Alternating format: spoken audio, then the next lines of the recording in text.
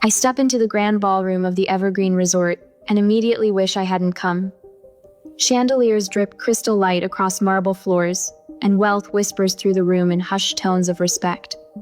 Michael's hand finds the small of my back, steadying me with the gentle pressure of his palm. "Breathe," he whispers, his surgeon's eyes assessing me with clinical precision. "We earned our place here." Leo tugs at his bow tie, his 6-year-old patience already wearing thin. "Mom, this thing is trying to choke me." I kneel, adjusting the offending fabric with a smile. "Just for a little while, buddy. Remember our deal, good behavior now, swimming pool after." The reception crowd parts briefly, and my heart stops. A familiar profile catches my eye, the slight tilt of her head, the way she leans forward when she laughs. I haven't seen that gesture in 11 years, but my body remembers it instantly. The bride turns, champagne glass raised in a toast, and our eyes lock across the room. "Grace." "My sister." The champagne flute trembles slightly in my hand, the only outward sign of the earthquake happening inside me. I hadn't recognized the name Daniel Brooks in the invitation. I hadn't made the connection. I'd assumed Grace was still using our family name Collins. Her gasp cuts through the ambient conversation like a blade. Heads turn. The music continues, but a bubble of silence forms around us, stretching across the divide. Behind her, Mother's face drains of color, then flushes crimson. Father moves protectively toward Grace, his broad shoulders creating a barrier between us just as he's done all our lives. "What are you doing here?" Mother hisses, loud enough that nearby guests turn with curious eyes. The familiar shame rises in my throat. For a heartbeat, I'm 21 again, standing in the rain with a suitcase, homeless and alone. Michael steps forward, his voice firm but measured. "My wife is a guest. She's the CEO of MedNova. We were personally invited by the groom." The name MedNova ripples through the cluster of medical professionals nearby.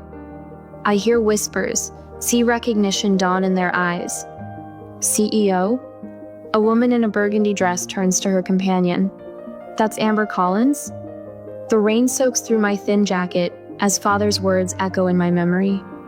"If you're too ungrateful to help at the clinic, don't come back." The slam of our front door punctuates his sentence, final as a judge's gavel. Now, I stand straight-backed in Valentino, the rain a distant memory. The scared girl is gone. In her place stands a woman who built something from nothing, who refused to disappear. Dr. Daniel Brooks approaches, confusion creasing his brow. His gaze darts between Grace's frozen face and my composed one. "You know the CEO of MedNova?" He directs this question to my parents, then turns to me with growing interest. "We've been trying to partner with them for months. Your patient monitoring system is revolutionizing post-surgical care." Grace attempts a smile, but it falters at the edges. Mother and father exchange glances loaded with panic. The whispers among the wedding guests grow louder, more insistent. I could make a scene. I could expose 11 years of lies. I could tell Daniel how they told everyone I'd failed out of college, how they'd painted me as irresponsible while pocketing my tuition money for Grace's benefit. The power is finally mine. Instead, I simply say, "Hello, Grace. Congratulations." The simplicity lands like a thunderclap. Grace flinches as if I'd shouted. Michael's hand returns to my back, a silent question. "Stay or go?" Leo looks up at me, innocent to the undercurrents swirling around us. "Mom, is that lady in the white dress your friend?" Daniel's gaze sharpens. He looks between Grace and me, his new bride and the stranger who clearly isn't a stranger. "Grace." His voice carries confusion and the first notes of suspicion. "I thought you said your sister was." His voice trails off, the unfinished sentence hanging between us. Grace's eyes dart frantically between her new husband and her parents. For the first time in my life, I watch her struggle for words. Have you ever walked into a room and immediately regretted it? The smart move would be to grab my family and quietly slip away. Let Grace have her perfect day. Let sleeping dogs lie. But sometimes regret is just fear wearing a mask. And I stopped being afraid a long time ago. And this is my wife, Grace, Daniel beams, his arms sliding around her waist. Stanford graduate and the brilliant mind managing her family's medical practice back in Vermont. I stand 10 feet away, my champagne untouched, watching my sister nod demurely as she's introduced to a cluster of doctors. Her pearl earrings catch the light when she tilts her head, a gesture I recognize from childhood or tell when she's about to stretch the truth. The Collins Clinic has been serving our community for 30 years, she says, voice pitched perfectly between pride and humility. We specialize in family medicine with some geriatric care. Michael touches my elbow, drawing my attention to the conversation unfolding beside us. A silver-haired woman in an elegant pantsuit studies my name badge. Mednova? Her eyes widen. You're Amber Collins? Your presentation at last month's medical summit was brilliant. The patient monitoring system you've developed is changing post-surgical recovery protocols across 3 states now. 4, actually, I smile. We just finalized implementation with Northwestern's hospital network. Across the room, Grace fumbles through a response about platelet therapy trends. The doctor questioning her exchanges a subtle glance with his colleague. I thought Stanford's medical program had shifted away from that approach 3 years ago, he says, brow furrowed. Grace's laugh floats a pitch too high. Well, you know how these academic debates go. Some professors hold on to traditional methodologies longer than others. Daniel's expression shifts almost imperceptibly, tightening around the eyes, a slight withdrawal of his arm from her waist. He's noticing the discrepancy. Amber. The voice behind me belongs to my father. 11 years older, but unmistakable, the same commanding tone that once sent me scurrying to answer phones at the clinic after school while Grace practiced piano. You need to leave, he says, positioning himself between me and the rest of the room. You're ruining Grace's day. Michael stiffens beside me, but I place a steadying hand on his arm. I was invited by Daniel, I reply, my voice low but firm. Perhaps you should explain why that upsets you. Father's face reddens. The expensive suit he wears can't disguise the man beneath a small-town doctor whose authority stops at the borders of his own practice. Don't play innocent. You showing up like this flaunting your whatever company you claim to run. Mednova is hardly a claim, Dennis. Michael steps forward, every inch the Harvard-trained surgeon. The Medical Technology Conference in Boston last month featured your daughter as the keynote speaker. Her monitoring systems are in 27 hospitals nationwide. A nearby guest turns at this, clearly recognizing the company name. Across the room, my mother hovers near Grace, desperately trying to steer Daniel's colleagues away from my direction, her hands fluttering like panicked birds. Too late. The connections are already forming throughout the room, medical professionals recognizing my name, making associations. Leo tugs at my hand. Mom, can I have some cake now? You promised. In a minute, sweetheart. Leo looks past me, eyes fixed on Grace. Is that lady your sister? Does she go to Stanford like you did? Dennis's face drains of color. Before he can respond, Leo continues innocently. You showed me your old college pictures. The red buildings were pretty. Grace has drifted closer. Daniel beside her. Her face freezes at Leo's words. Stanford? Daniel says, looking between us. You went to Stanford too, Amber? Class of 2014, I answer simply. Daniel's colleague, a distinguished cardiologist based on his conversation, turns to Daniel. You didn't mention your wife's sister was Amber Collins. Her work on predictive algorithms for post-surgical complications is revolutionary. Northwestern Medical has reduced readmission rates by 22% using her systems. The weight of 11 years of lies settles visibly on Grace's shoulders. She reaches for Daniel's arm, but he steps slightly away, his attention now fully on the professional conversation happening around me. Rain drums against my dorm window as I stare at the bank statement, the numbers not computing. My college fund depleted, transferred to an account I don't recognize. The same day, a package arrives from Grace of photos of her spring break in Cancun, the trip I couldn't understand how our family could afford. I shake off the memory, focusing on the present. Daniel has pulled Grace aside. their heated whispers visible from across the ballroom.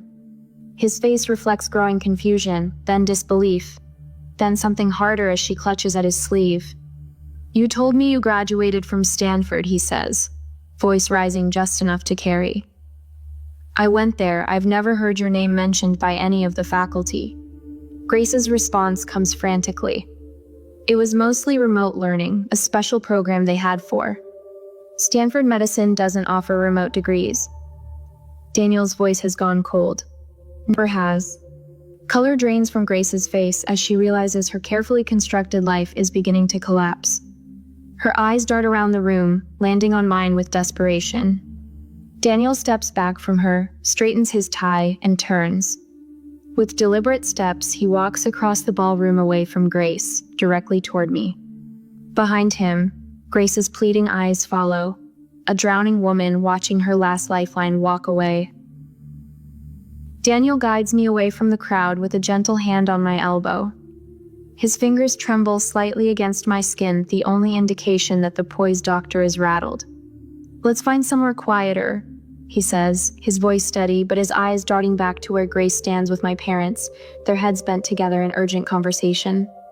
We settle in a small alcove at the edge of the ballroom. 2 plush chairs, a small table between us. The muted lighting casts shadows across his face, highlighting the sharp angles of confusion etched there. "I apologize for the awkwardness," he begins, straightening his bow tie. His words trail off, uncertain how to frame the chasm of questions between us. "You didn't know Grace had a sister?" I finish for him, keeping my voice neutral.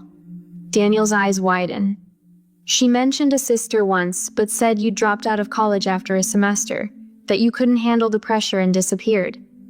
The old wound throbs, but I don't flinch.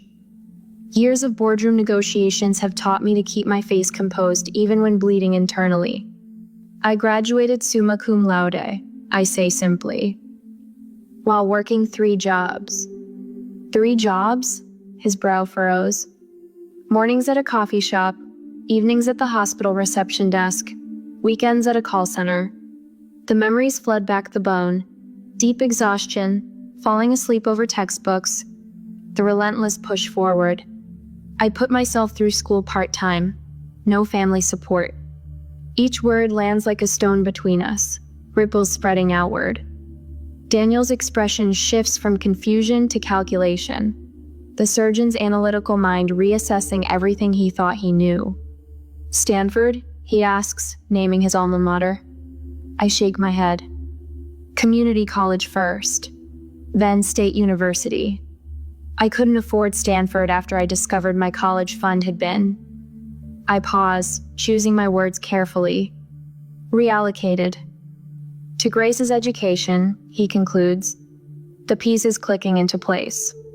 The ballroom around us blurs as memories surface sleeping on Sarah's lumpy couch for 6 months, showering at the YWCA when Jamie's boyfriend kicked me out, eating ramen for weeks straight to save for textbooks.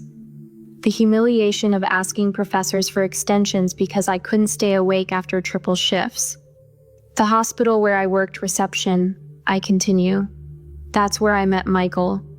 He was a resident then. I remember that night clearly hunched over healthcare administration textbooks during my dinner break, exhaustion pulling at my eyelids. Michael stopping at my desk, curious about the complex diagrams I'd sketched in the margins. "You understand Kellerman's patient flow theory?" he'd asked, surprised. "It's flawed," I'd replied without looking up. "The bottleneck isn't intake, it's documentation requirements between departments." He'd pulled up a chair, and we'd talked until my break ended. The next day, he brought coffee and questions about my ideas for streamlining patient monitoring. Within months, we were developing the prototype that would become MedNova's cornerstone product. Daniel leans forward. "And MedNova? Grace mentioned you worked some office job." I can't help the small smile that touches my lips. "We started in our apartment 7 years ago. Last quarter's revenue was just under $400 million. Across the room, I spot my parents flanking Grace like sentinels. Dennis paces small circles, his face flushed with anger, while Margaret clutches Grace's arm, her knuckles white with tension. They cast frantic glances our way, whispering urgently. "They're going to try to separate us soon," I say calmly. Daniel follows my gaze. They appear concerned. Michael approaches us, phone discreetly positioned at his side. I recognize his strategy, documenting behavior while appearing casual. A protective measure we've learned after years of navigating hostile business environments. "Everything all right here?" he asks, his surgeon's eyes performing a quick assessment of my well-being. "Just catching up," I reply, gratitude warming my chest. The man standing beside me, steady, brilliant, can seize me as I am, not as my family's convenient narrative. On cue, Margaret bustles toward us, her voice pitched to Carrie. "Daniel, there's someone from Boston General dying to meet you." Her eyes slide past me as if I'm invisible. A familiar sensation. Daniel stands his ground. "In a moment, Margaret. Amber and I are having an important conversation." My mother's smile stiffens. Always the attention seeker, our Amber. She turns to the nearest cluster of guests. She's always been jealous of her sister's accomplishments. The statement hangs in the air like smoke, acrid and choking. Several guests shift uncomfortably, eyes darting between us. I remain seated, back straight, face composed. Michael's hand rests on my shoulder, a silent anchor. When the bathroom door swings closed behind me 20 minutes later, I'm not surprised to find Grace already inside, reapplying mascara with trembling hands. Our eyes meet in the mirror. "Why are you doing this to me?" she demands, voice breaking on the final word. I wash my hands slowly, deliberately. Doing what exactly? Ruining my wedding, making Daniel question everything. Tears streak her carefully applied makeup. "I'm not doing anything," I reply softly. "I'm simply existing." Grace slams her mascara wand onto the marble counter. "You were supposed to stay gone." For the first time, I see the fear behind her anger, the terror of a house of cards beginning to collapse. "They told everyone you were a dropout," she continues, words tumbling out like a confession. "That you couldn't handle responsibility, that you were—" "And yet here I am," I interrupt, "handling quite a lot." When I emerge from the bathroom, my composure is intact. I return to Michael's side, to the warmth of his hand finding mine. Grace follows minutes later, makeup freshly applied, but something essential has shattered behind her eyes. I notice it immediately, the subtle shift in the room. Wedding guests gradually drifting toward us, drawn by genuine curiosity. A neurosurgeon discussing patient monitoring innovations with Michael. A hospital administrator slipping me her card. "Your post-operative monitoring system reduced our complication rates by 30%, she tells me. "We'd love to explore expanding its implementation." Daniel stands at my elbow, attentive to the conversation, asking insightful questions about MedNova's technology. His new bride hovers at the periphery, unmoored. Father approaches, shoulders squared for battle. "Daniel," he interrupts loudly, "this is Grace's wedding. Let's focus on her accomplishments." The silence that follows fills the room like water, drowning everything else. All eyes flick between Daniel and Dennis, then to Grace, whose smile stretches thin across her face. No one speaks. No one needs to. Sometimes silence holds more truth than any words could express. I hand my half-empty champagne flute to a passing server and check my watch. We've stayed long enough. Michael catches my eye across the room where he's extricating himself from a conversation with an enthusiastic orthopedic surgeon. His slight nod confirms we're on the same wavelength, as always. "Are we leaving now?" Leo tugs at my hand, hope brightening his eyes. "Swimming pool time?" "Yes, buddy, just one more thing." I pull a small cream-colored envelope from my clutch.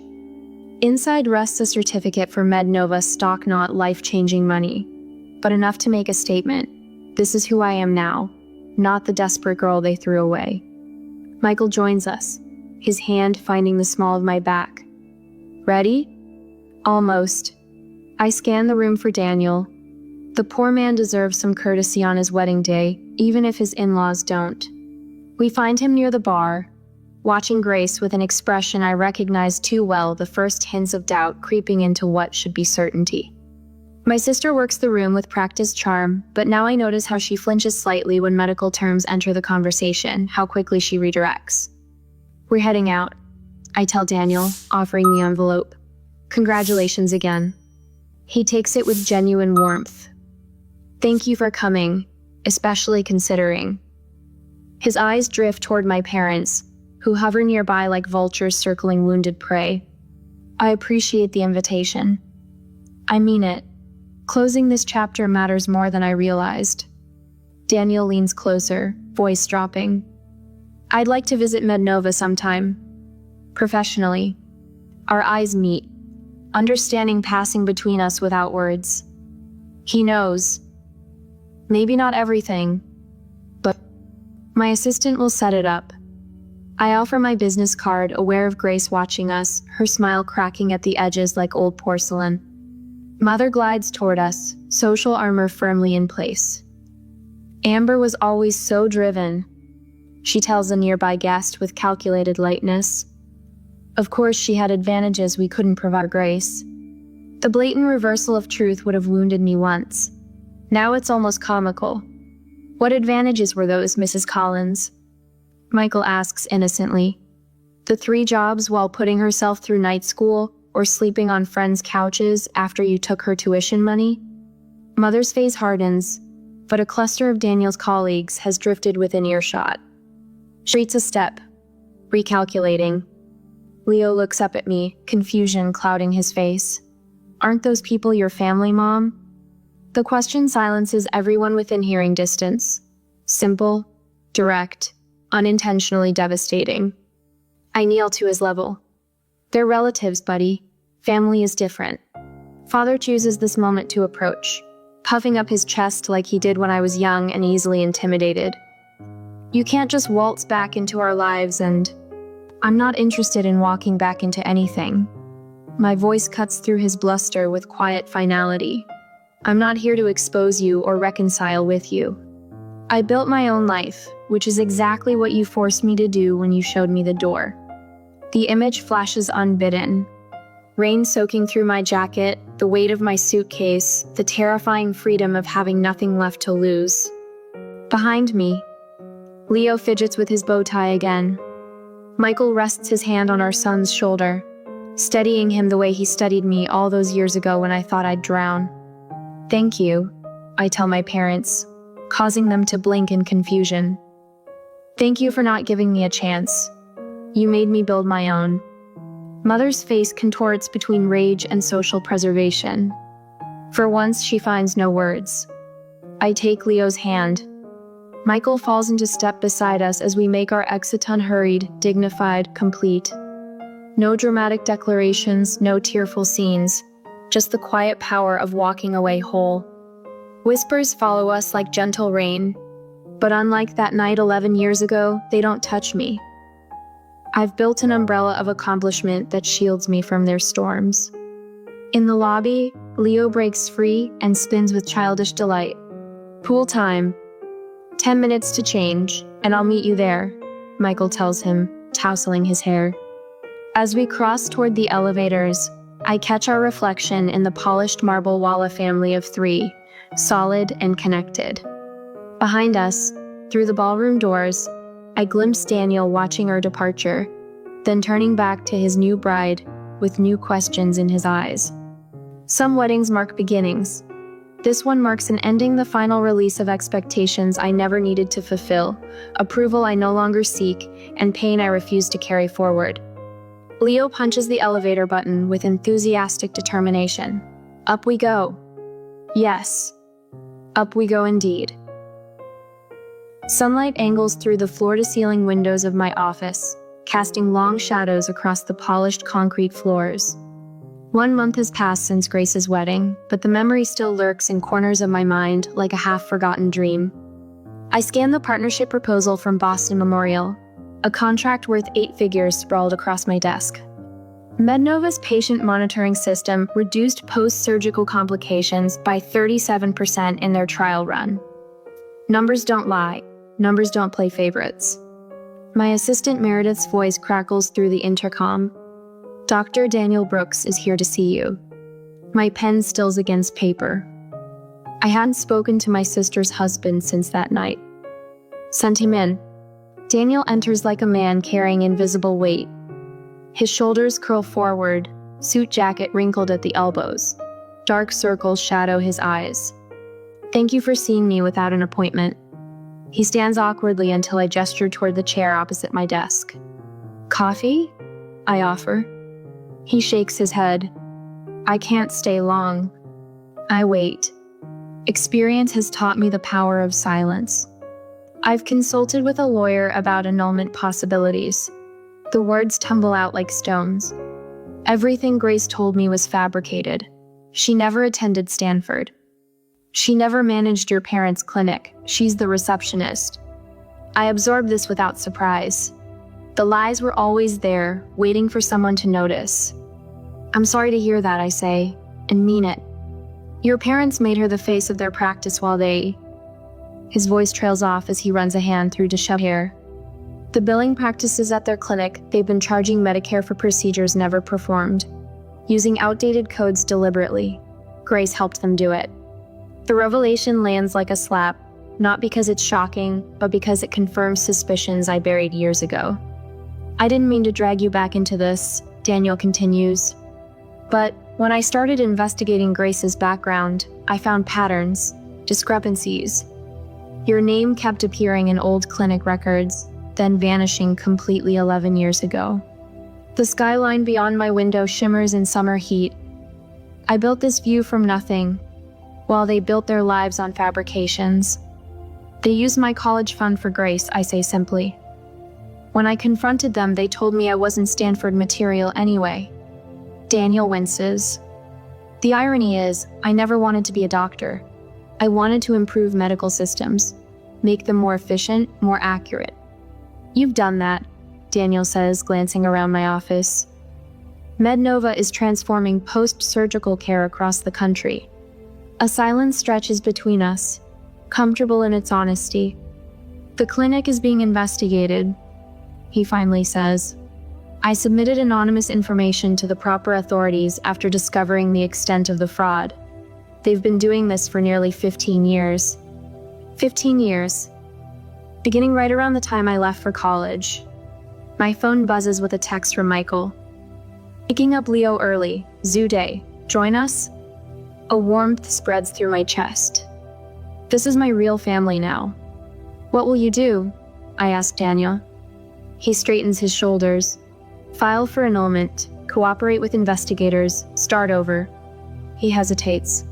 I came to apologize for my unwitting role in reconnecting you with your past. And to ask, do you plan to get involved in the investigation? The question hangs between us, heavy with implication. I could destroy them completely. One phone call from the CEO of MedNova to the Medicare fraud investigators would accelerate everything. No, I say finally. I built my life separate from theirs. I intend to keep it that way. Relief washes across his face. Thank you for seeing me. After Daniel leaves, I stand at my window, watching traffic flow 40 stories below. My phone vibrates with a voicemail notification. Grace's number, the 3rd this week. Michael calls as I'm gathering my things to meet them at the zoo. You sound tired, he says. Daniel Brooks came to see me. The family clinic is under investigation for Medicare fraud. A pause. Are you okay? Yes. The answer surprises me with its truth. Are you going to get involved? I watch a red-tailed hawk circle the skyscrapers, riding thermals with effortless grace. I was thinking about what you said last week, about how my success is already their greatest punishment. I stand by that, Michael says, but it's your choice. My computer chimes with an incoming email. An attorney representing the Medicare Fraud Investigation Division, requesting information about my time at Collins Family Practice. Attached are documents requiring my testimony. They want me to testify, I tell Michael. What will you do? I consider the question. Part of me wants to delete the email, refuse the request. Let whatever happens to them happen without my fingerprints anywhere near it. Another part remembers patients who trusted them. Elderly men and women whose Medicare benefits were stolen. I'll forward them copies of the clinic's original records from when I worked there, I decide. Nothing more, nothing less, just the facts. I'm proud of you, Michael says. My phone buzzes again. Another voicemail from Grace. Her third today. The first one begged for money. The second threatened to tell Leo the truth about his mother. I don't need to hear the third. I press delete without listening, the small action surprisingly final. Leo wants to see the new tiger cubs, Michael says, his voice a welcome anchor to my real life. Tell him I'm on my way. I gather my bag, pausing at the door to look back at my office. The Boston Memorial contract waits on my desk, another hospital ready to implement the system I built from nothing but determination and long nights. I close the door behind me, leaving Grace's voicemail in digital oblivion where it belongs. Some debts can never be repaid. Some wounds never fully heal. But I've learned that moving forward doesn't require forgiveness. Sometimes it just requires letting go. The purple coneflowers bend towards sunlight. I pinch back another spent bloom, adding it to the collection in my palm. 6 months have passed since the wedding. 6 months of breathing easier, like finally stepping out of shoes that never quite fit. Leo races between the raised beds, his Batman cape fluttering behind him. Mom, can I water the tomatoes? Start with the peppers, I tell him, pointing to the drooping leaves. They're thirsty today. He grabs his small watering can, tongue poking out the corner of his mouth as he concentrates on not spilling. The mid-May sun warms my shoulders through my t-shirt, no designer labels here, just comfort in my own space. Michael appears at the patio door, 3 glasses of lemonade balanced on a tray. Reinforcements, he calls, descending the steps into our modest garden. His surgeon's hands, the same ones that perform delicate heart valve replacements now, pass lemonade to our son with exaggerated ceremony. Thank you, good sir. Leo responds with a wobbly bow that nearly spills his drink. Michael's eyes meet mine over Leo's head. The unspoken conversation passes between us. This is what matters. This garden, this boy, this life we built from nothing but determination and truth. The Davis Hospital Board approved the patient monitoring system. Michael says casually, though we both know what this means. The 5th major hospital chain to adopt MedNova's technology this year alone. Thousands more patients who will recover safely because of what we created. That's number 5, Leo announces proudly, counting on his fingers. Mom's helping all the sick people get better faster. I ruffle his hair, amazed at how he absorbs everything. That's the idea, buddy. The doorbell chimes from inside. Michael raises an eyebrow. Expecting something? FedEx, probably. Those component samples from Switzerland. But when Michael returns, his expression has shifted. He holds a certified letter, the return address visible even from where I stand. Grace Collins, Brooks. My stomach tightens, the familiar knot I thought I'd finally untangled. I'll be in my office. The envelope sits on my desk for 17 minutes, while I finish reviewing quarterly projections. Michael leans against the doorframe, silent support. When I finally slit it open, a single sheet of cream-colored stationery slides out, covered in Grace's careful handwriting. Amber, the clinic closed last month. Not because of anything you did, because of everything Mom and Dad did. The investigation found billing irregularities going back 15 years. Daniel left me. He said he couldn't build a life with someone he couldn't trust. He was right. I'm not writing to ask for money. I know better now. I'm writing because I need to tell you that you were never the problem. I was raised to believe your intelligence threatened mine. Your independence undermined my security. I believed them when they said cutting you off necessary. I was wrong, they were wrong, and I'm sorry. Grace. Michael doesn't ask what it says. He waits until I fold the letter and place it back in its envelope.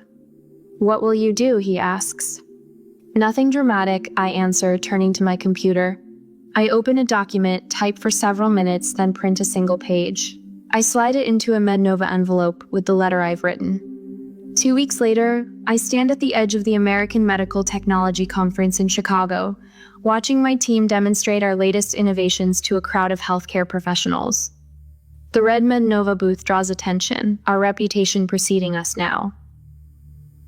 A flash of movement catches my eye, someone in pale blue scrubs near the education pavilion. Grace, her hair pulled back in a simple ponytail, listens intently to a speaker discussing entry-level medical coding certification. Our eyes meet across the crowded exhibition hall. No gasps this time, no drama, just quiet recognition. She holds the MedNova internship application I sent her, clutched like a lifeline. I offer a small nod, not forgiveness exactly, but acknowledgement. She returns it, eyes bright with something that might be determination. We don't approach each other. Some relationships are completed, not continued. That evening, I finalized the paperwork for the Collins first-generation medical scholarship.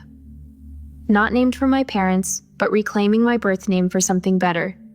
20 students without family support will receive full tuition and mentorship next fall. Back home, I kneel in our garden again, digging small holes for new seedlings. Leo helps, his small hands patting soil around tender roots. Some plants don't grow well next to others, I explain, showing him how to space the seedlings. They need their own space to thrive. Like people? He asks, surprisingly perceptive. Smart boy, I whisper, kissing his forehead. Yes, like people. The sun slants golden across our yard. Through the kitchen window, I see Michael preparing dinner, moving easily through the space we've created together. I press another seed into the dark earth, covering it gently. Some roots you're given, others you get to choose.